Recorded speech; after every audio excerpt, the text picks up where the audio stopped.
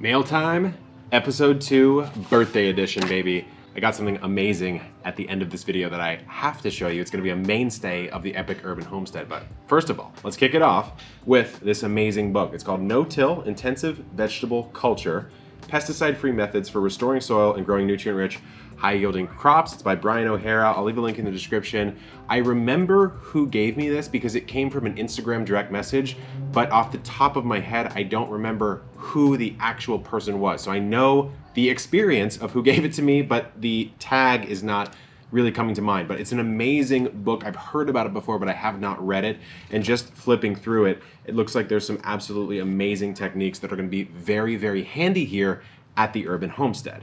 Next up, I got something that I actually bought these, but I wanted to put these in mail time anyways. So this is from my friend Marco. I had him on the podcast. His tag is Microbes by Marco. He's a Korean natural farming type of adherent, although he calls it natural farming. So what this is what he calls his Alfalfa Meal JLF, Jadam Liquid Fertilizer, plus IMO4, Indigenous Microorganisms 4. It's like the fourth sort of evolution of cultivating indigenous microorganisms. And it's just a really cool thing that we talked about at length on his podcast. So this is a method of farming that is basically using what's naturally around you to cultivate inputs at an extremely low cost to help rehabilitate your soil and transform the space. And so it's something that I'm going to be studying quite a bit more of. I bought a couple books on it already and I've been kind of thumbing through them, but I bought some of Marco's stuff because I wanted to support him. Some amazing dude, very helpful.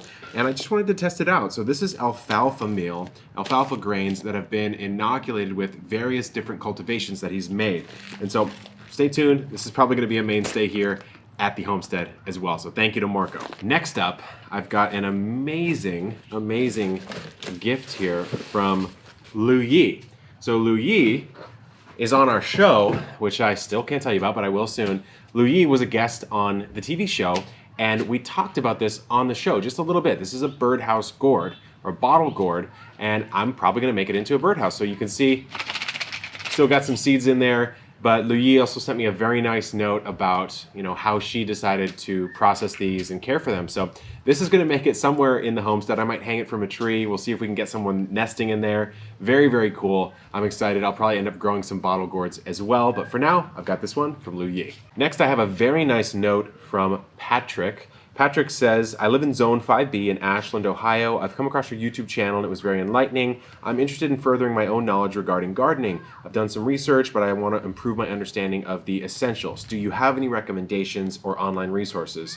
Well, I've got quite a bit in the epic gardening world, but I'm certainly not the only person who talks about gardening. So I would say fundamentals. I just released an entire article, the 45 books that I think every gardener should own. Obviously, you don't need to own all 45, but you'll start collecting them, I'll tell you that much. So I'm gonna leave that in the description. Patrick, it is difficult for me to get back to a letter one-on-one, so I'm doing it right here for you. Glad you're enjoying the content, and hopefully that resource down in the video will help you out. This one I'm really intrigued by. So this one is a handwritten note. It is from Aaron. Now Aaron says, hi Kevin, my name is Aaron. I've been a subscriber since I think June 2019. I like the epicness of your garden. I love that. You helped me start a garden and an epic dragon fruit plant. I will send pictures. Aaron, that's awesome. I love hearing about people growing dragon fruit. I like the idea of a subscriber garden and I want to send a special bean seed called the red sword bean or the Juan Bobo bean. I'm sending one bean and that's enough to grow huge and make 1.5 foot long beans. This is a family heirloom from my grandparents in Puerto Rico. Wow, that is really cool. Aaron, he says also, please excuse my spelling and the quality of my handwriting. Aaron, your handwriting is for sure better than mine, so I wouldn't beat yourself up about it. He also included some photos of this bean in growing. Take a look at it. This is the dragon fruit that he started with the trellis method. And then he also has some resources here. There's another bean. And we also have this, but he sent the seed. So let me show you the seed real quick. I haven't even yet seen it myself, so let's take a look.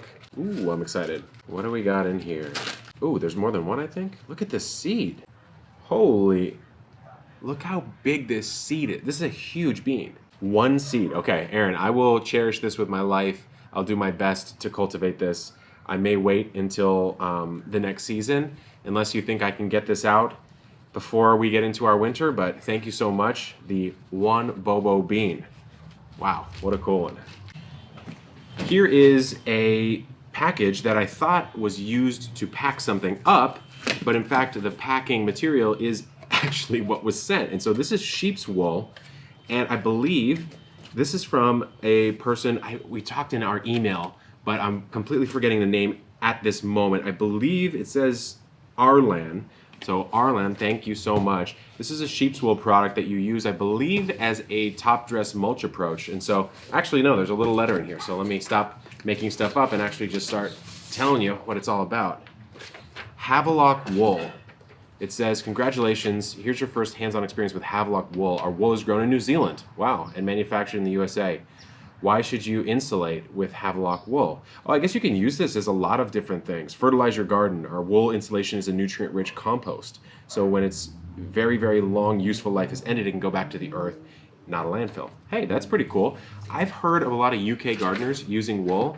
I have yet to use it, so this could be something that maybe I test out in some containers. We'll see. Thank you so much, Havelock Wool. Next up, I have this product here. It's called Chonex. I believe I got hit up by these people. It is an insect frass, so it's the waste of insects, and I believe the reason to use it is because of the, let me see if I can open it up here. There's a high chitin content, or chitinase, which effectively helps a plant repel insects. I believe is the main reason you would use insect frass, but certainly something I'll be experimenting with. If I find that I like it, you'll see a little bit more about it here on the channel.